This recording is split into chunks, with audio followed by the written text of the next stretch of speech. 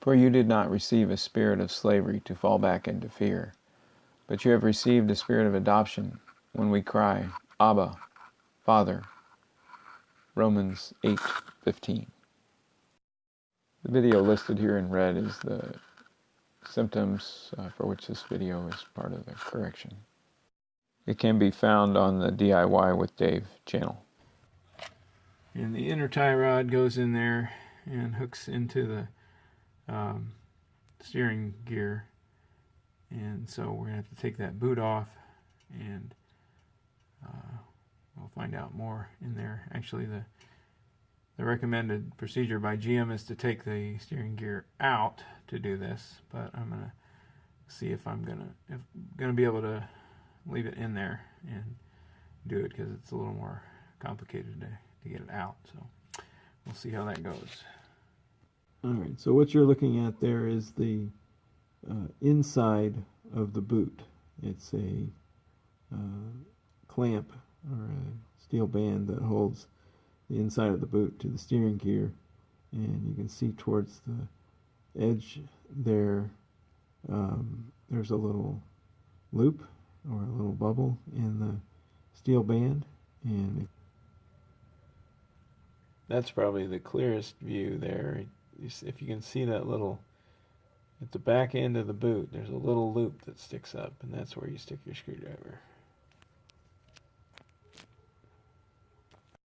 Alright, so to get, all I did to get that little steel band off of there was I showed you the loop. I took my screwdriver and went in this way and put the screwdriver edge on the end of, or on the loop, and then hit it with a hammer, and it just came right off.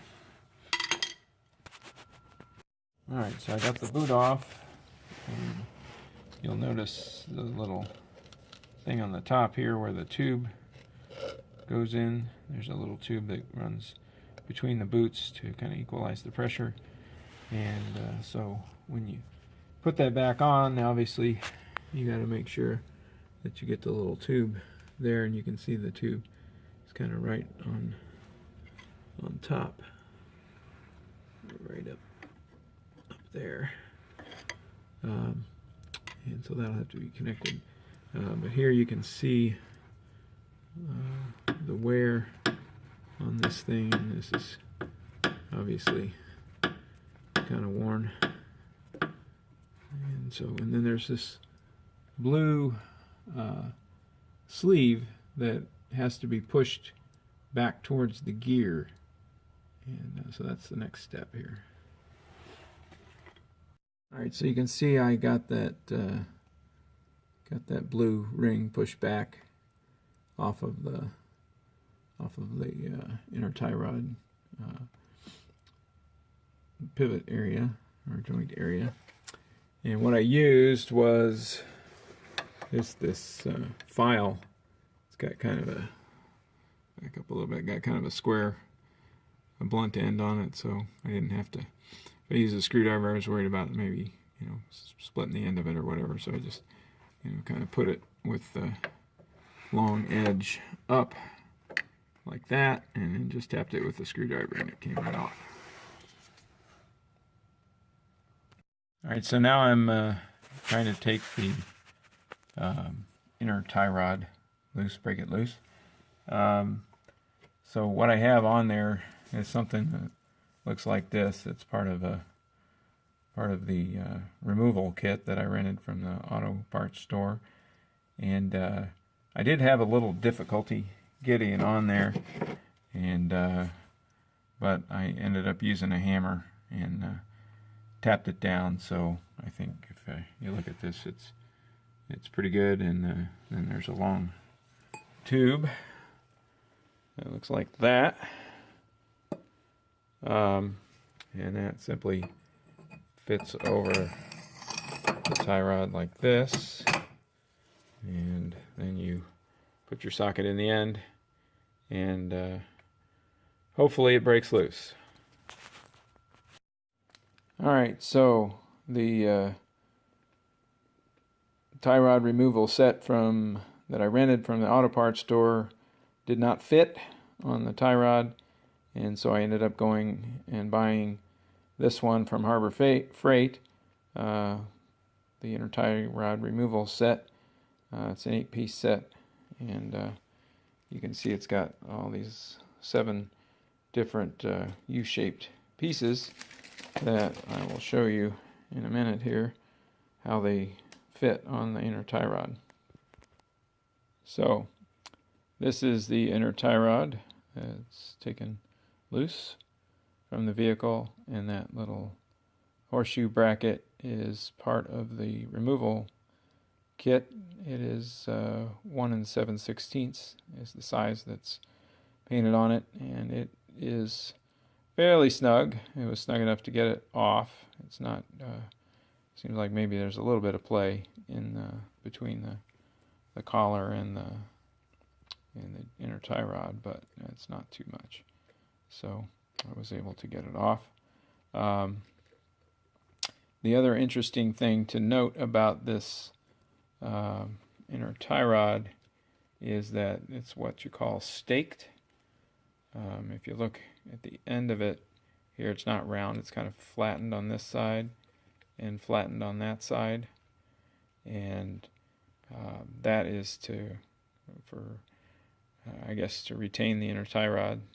Should something happen to the threads, and I don't know whether we can see this very well, but on the end of the steering rack itself there is a little taper thing. So right there, it's kind of like a groove that runs around there, and so when you pound those stakes in, or you stake the edge of it, you're kind of wrapping it around that edge of that groove there to kind of hold it in place. So that's what's recommended by the GM instructions, and I'm going to attempt to do that. However, it would be easier with the thing off of the vehicle. So that's probably why they recommended taking it off the vehicle. So anyway. So back to this thing there. You can and so that fits right down in these slots like so. And then if you can get it on there far enough, which I couldn't, you can rotate this ring here to lock that. Easy for me to do with one hand, but to lock that in place like that. So anyway, I could only get it on into this outer part of it, so I wasn't able to close that, but I was still able to get it off without closing it. So this long piece has a hole for a 1/2-inch drive torque wrench, and so when you're putting it, just goes in there like that. It fits over the inner tie rod, and then you can torque it to specification, which is 74 foot-pounds.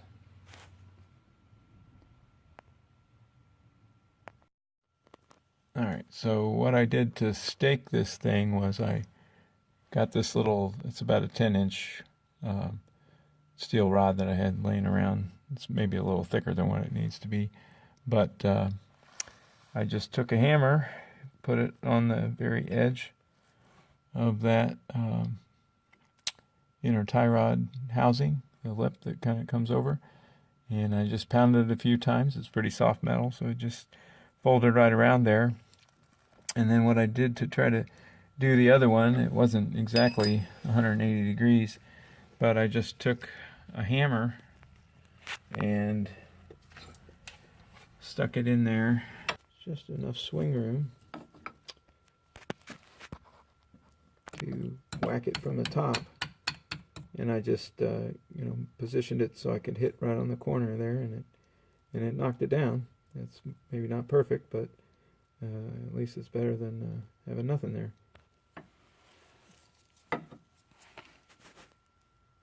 And next I just pulled that little blue piece right over the top of the inner tie rod end, and it slipped over. It seems like it's a little looser on there. And I mean, it's snug, but it wasn't as hard to get it on as it was to get it off. So. All right, so here's the zip tie that I'm going to use, and I remember the little breather tube thing has got to go on there. So I'm going to try to get this on there. I have an 11-inch zip tie here. Okay, so I installed the boot, and I tightened up the zip tie. On the back side, put the little pressure spring clamp around the smaller end of the boot,